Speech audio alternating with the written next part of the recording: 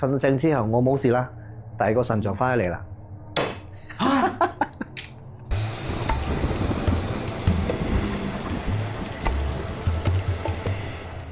2002年啊，02年嘅時候咧就翻咗嚟馬來西亞啦。咁喺馬來西亞咧就當時我係做駐唱歌手。當時我做駐唱歌手，我哋唱 live band 啦。咁就去到一間係Keluang Johor嘅 Keluang 啊，即係豬卵啊廣東話點樣講豬卵？我唔知點樣講。Keluang 我知啊。Keluang 好難。我相信大家都應該知道呢個地方啦嚇。翻到去 Keluang 嗰度又有咁嘅靈異係啦，嗰個呢一個就比較經典少少啊，真係睇到成個人喺度啊，唔係成個人嘅影子喺度啊。成個人係啦，呢個就比較經典啲啦。咁當初呢個故事係咁樣嘅。咁我哋住嗰個係宿舍，響鋪頭樓上噶。我哋住嘅係宿舍，當時我哋係6個人住嘅。6個人打 band 啊嘛，咁6個人一齊住。你啲 band boy 啊一齊住。係啦。咁啊有一晚咧，就我哋工作一段時間之後咧，有一晚我哋翻到宿舍，放工翻到宿舍咧，就發覺響張台度咧就有一幅觀音像。嗰啲好似 3D 咁樣嘅咧，係啦，係一幅畫嚟嘅。一幅畫嚟嘅，係。知啦。即係你橫邊睇佢又好似識喐咁樣嗰種圖啊，就係咁樣嘅圖啦嚇。咁當時我哋都好好奇，呢張圖邊度嚟嘅咧？即係冇人拎，冇人帶翻嚟嘅。冇人帶過翻嚟嘅。因為宿舍個鎖匙咧係得我哋6個人有嘅啫。OK。唔係正式嚟講係得2個人有嘅啫，因為我哋通常都一齊出一齊入嘅。即係無端端出現喺你哋宿舍入邊。係啱。當時我哋6個人就你問我，我問你，喂你攞翻嚟㗎？唔係啊，唔係我攞翻嚟㗎。咁佢又問佢啦，係咪你攞翻嚟㗎？唔係啊，都唔係我攞翻嚟。咁邊個攞翻嚟咧？係咪啲 band 友整蠱你哋咧？咁我又冇可能啊，咁冇可能啊。我覺得應該就冇，因為我哋每次出去入翻嚟都係一齊嘅。OK。佢哋應該係冇咁嘅時間同冇咁嘅機會去做呢樣嘢啦，可以咁講啦。咁我哋點樣處置呢個觀音畫像啊？咁當時咧，我哋就覺得竟然咁有緣啊，無端端出現，應該係有啲原因啦。我哋心係咁樣諗啦嚇。咁當時我哋就做咗個決定，就係不如我哋攞去開光。跟住就攞去神廟話開光啦。OK， 就開完光之後就攞翻嚟。就開始供奉啦，就開始我哋會買啲茶杯啊，買啲香爐啊、香啊，翻嚟裝香啊，倒茶咁樣啦。咁就當晚我哋就拜咗一輪之後啦 ，OK， 攞翻嚟拜咗一輪之後，咁大家就瞓覺啦。OK， 當晚當晚就大家就瞓覺，瞓醒之後啊，朝早瞓醒之後啦，我第一個行出個房門嘅。OK。我第一個行出個房門，我就發覺到嗰幅畫唔見咗。觀音神像唔見咗。係啊！哇！個人唔見咗，我哋揾勻成個宿舍都係冇見到㗎。因為個人全部都仲喺度瞓緊覺，係得我最早醒嘅啫。OK。你話係佢哋攞就更加之冇可能。你係第一個發現嘅。係我第一個發現嘅。當時我就冇即刻叫醒佢哋啦。咁啊，當然係等到佢哋醒之後，我先問，逐個問啦，咁樣啦。咁我哋冇攞走去做咩喎？我哋攞開光翻嚟就要拜噶嘛。咁我攞走去做咩咧？咁又有道理喎，你冇可能會攞走啊，啱唔啱啊？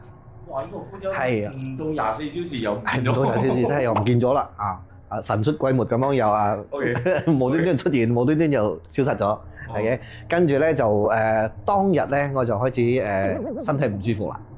發燒、發冷、發熱咁樣啦，咁就維持咗大概係1個星期啦。1個星期發冷發熱咁樣係唔要好啊，睇咗醫生食藥都係唔會好。佢退咗燒，跟住又翻嚟咁樣啦。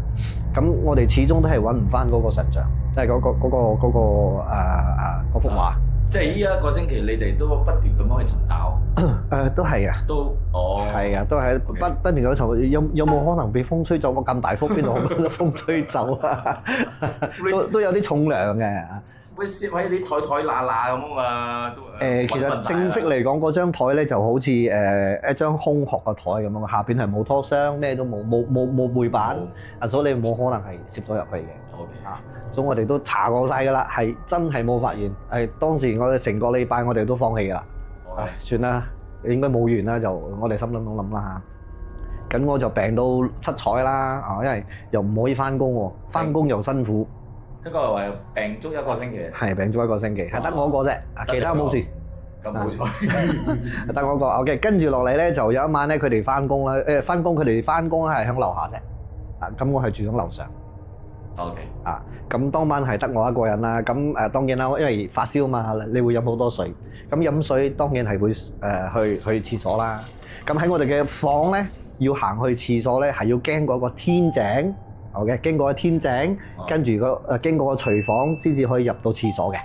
OK， 咁當時咧我就去廁所啦，去完廁所出嚟啦，咁我就一定我要翻我個房，一定係經過個廚房，咁經過廚房我就一定睇到廚房入邊嘅，睇晒廚房入邊嘅。OK， 咁我就即係打開晒嘅，冇門㗎啦。門打開㗎，門係開住嘅。OK， so 我就行翻去嘅時候咧，我就睇到好似有啲唔對路喎，我就睇到喺床角位嗰度咧。床角位係啦，牆角位喺個牆角位嗰度咧，有個白色衫、黑色長頭髮，睇落去我相信你哋睇戲嘅時候咧，都有睇到啲夢嗰啲感覺啊，有啲似曾相識嘅感覺啊，嗰啲靈魂夢嗰啲感覺啊，我都以為我自己發緊夢。黑髮白係。正式嚟講係真係咁嘅樣嚇。咁啊睇唔睇到嘢咁嘅？睇唔到樣，即係模模糊糊咁樣啦嚇。總之你睇唔清楚，但係你係知道有個影有個人影喺嗰度嘅。佢有頭髮，有着衫，但係佢面都係睇唔到面，朦啊，睇唔到面嘅。即係有一個面嘅嗰個頭嘅形狀，身體嘅形狀，身體但係模糊嘅。頭髮有冇遮塊面一定係？我相信當時佢係背對住我嘅。哦，我相信成塊黑㗎啦，你上高。係上高成塊黑嘅，背面個即係我個面前面都係黑嘅，所以係我哋睇到個係成個背影啦，可以咁講啦。係睇到成個背影啦。當時你做咩？當時因為我病到七彩啦嘛。我已經係好唔舒服咗，因為當時後生啦，我脾氣都唔係咁好啦。咁當時咧就魚蝦蟹咧咁啊指住佢哋鬧啦。哇！